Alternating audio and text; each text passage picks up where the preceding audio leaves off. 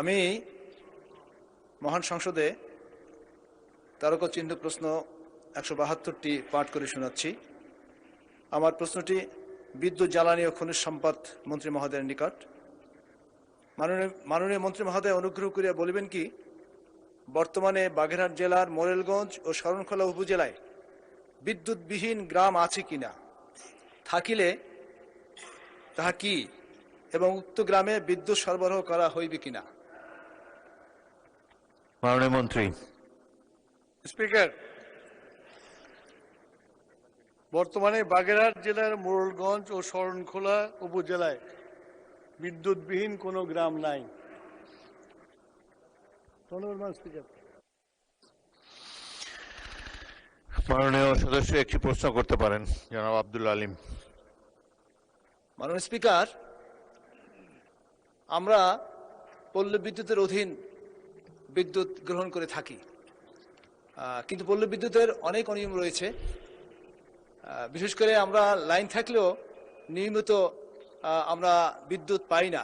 এটি একটি বাংলাদেশের প্রচলিত একটা রেওয়াজ হয়েছে যে বিদ্যুৎ কখন আসে, এটা হলো গুরুত্বপূর্ণ বিষয়। হ্যাঁ, তো আমি যেটা বলতে চাই সেটা হলো এই যে আমাদের গ্রাহকগণ তারা বিদ্যুতের যে মিটারটি ক্রয় করে নিজেদের অর্থ প্রদান করে, কিন্তু প্রতি মাসে সেই বিদ্যুতের ভাড়া দিতে হয় সেই পল্লী বিদ্যুৎকে। এটা একটি অনিয়ম।